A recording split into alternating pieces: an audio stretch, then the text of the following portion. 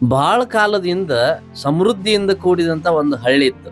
ಆ ಊರಾಗಿನ ಮಂದಿ ಹೊಲಗಳೊಳಗ ಕಷ್ಟಪಟ್ಟು ದುಡಿತಿದ್ರು, ವ್ಯವಸಾಯ ಮಾಡ್ತಿದ್ರು. ಹಸು, ಎಮ್ಮೆ, ಆಡು, ಕುರಿಗಳನ್ನ ಸಾಕಷ್ಟು ಸಾಕಿದ್ರು. ಗ್ರಾಮಸ್ಥರೆಲ್ಲರೂ ದೇವರೊಳಗ ನಂಬಿಕೆ ಉಳ್ಳವರು ಆಗಿದ್ರು. ದಾನ ಧರ್ಮ ಕರುಣೆಯಿಂದ ಕೂಡಿದವರು ಆಗಿದ್ರು. ಇಂತ ಒಂದು ಆ ಹಳ್ಳ್ಯಾಗ ಬಂಗಾರದ ಒಂದು ದೊಡ್ಡ ಗಟ್ಟಿ ಇತ್ತು. ಅದು ಗ್ರಾಮಸ್ಥರು ಎಲ್ಲರಿಗೂ ಸೇರಿದ ಆಸ್ತಿ ಆಗಿತ್ತು. ತಮ್ಮ ಆ ಅಮೂಲ್ಯ ಸಂಪತ್ತನ್ನ ಸುತ್ತಮುತ್ತಲಿನ ಹಳ್ಳಿಯವರು ತಕ್ಕೊಂಡು ಹೋಗಬಹುದು ಅನ್ನುವಂತ ಎದುರಿಕೂ ಕೂಡ ಇತ್ತು.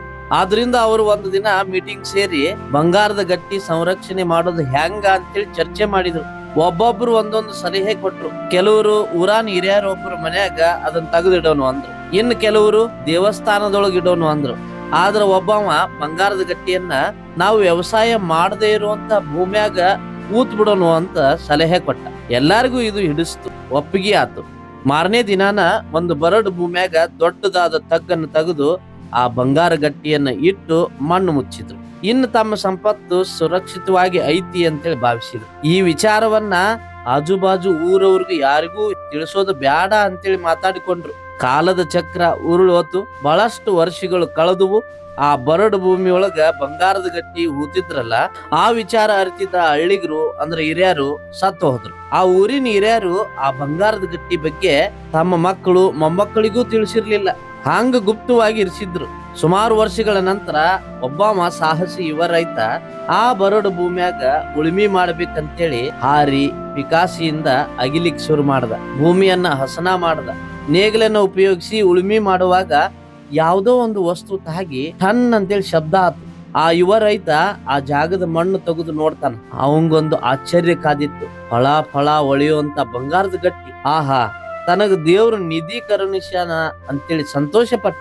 ಯಾರೂ ನೋಡಿಲ್ಲ ಅಂತೇಳಿ ತಿಳಿದು ಮಣ್ಣನ್ನ ತೆಗೆದು ಬಂಗಾರದ ಗಟ್ಟಿಯನ್ನ ಹೊರಗು ತೆಗ್ಯಾಕ ನೋಡ್ದ.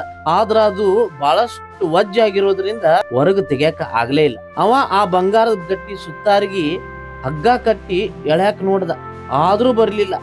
ಅವನಿಂದ ಅದನ್ನ ಭೂಮಿಯಿಂದ ಹೊರಗ್ ತೆಗ್ಯಾಕ ಸಾಧ್ಯ ಆಗ್ಲೇ ಇಲ್ಲ. ಆ ಯುವ ರೈತ ಬಂಗಾರದ ಗಟ್ಟಿಯನ್ನ ತೆಗೆಯೋದು ಹ್ಯಾಂಗ್ ಅಂತೇಳಿ ಯೋಚನೆ ಮಾಡಕ್ ಚಾಲು ಮಾಡಿದ. ಕೊನೆಗೊಂದು ಉಪಾಯ ಮೂಡಿ ಆ ಬಂಗಾರದ ಗಟ್ಟಿಯನ್ನ 4 ತುಂಡು ಮಾಡಿ ಮನಿಗೆ ತಗೊಂಡು ಹೋದ್ರ ಆತು ಅಂತ ಯೋಚನೆ ಮಾಡ್ದ. ಬಂಗಾರದ ಗಟ್ಟಿಯ ಒಂದು ಭಾಗ ಮಾರಿ ನಿತ್ಯದ ಖರ್ಚಿಗೆ ಬಳಸೋದು, ಎರಡನೆಯದನ್ನ ಮಾರಿ ನೇಗಿಲು, ಗುದ್ದಲಿ ಇತ್ಯಾದಿಗಳನ್ನ ತೆಗೆದುಕೊಳ್ಳೋದು, 3ನೇ ತುಂಡನ್ನ ಮಾರಿ ಮಳೆಗಾಲಕ್ಕ ಕಷ್ಟದ ದಿನದಾಗ ಉಪಯೋಗಿಸೋದು, ಮತ್ತ 4ನೇ ತುಂಡನ್ನ ಮಾರಿ ದಾನ ಧರ್ಮಕ್ಕಾಗಿ ಬಳಸೋದು ಅಂತೇಳಿ ನಿರ್ಧಾರ ಮಾಡ್ತಾನ. ನಂತರ ಆ ದೊಡ್ಡ ಬಂಗಾರದ ಗಟ್ಟಿಯನ್ನ 4 ತುಂಡುಗಳನ್ನಾಗಿ ಕತ್ತರಿಸ್ತಾನ. ಅವುಗಳನ್ನ ಒಂದೊಂದಾಗಿ ಸುಲಭವಾಗಿ ತನ್ನ ಮನೆಗೆ ತಕೊಂಡು ಹೋಗ್ತಾನ. ಮುಂದೆ ತನ್ನ ಯೋಜನೆಯಂಗ ಕಾರ್ಯಪ್ರವೃತ್ತ ಆಗ್ತಾನ. ಹಿಂಗ ಸಮಸ್ಯೆ ಎದುರಾದಾಗ ತನ್ನ ಬುದ್ಧಿವಂತಿಕೆಯಿಂದ ಅದನ್ನ ಪರಿಹರಿಸಿಕೊಂಡು ತನ್ನ ಮನೆಗೆ ಬಂಗಾರದ ಗಟ್ಟಿಯನ್ನ ತಗೊಂಡು ಹೋಗಿ ವಿನಿಯೋಗಿಸಿ ಬಹಳಷ್ಟು ಕಾಲ ಸುಖವಾಗಿ ಬದುಕಿದ್ನು ಅಂತ ತಿಳಿದು ಬರ್ತದೆ.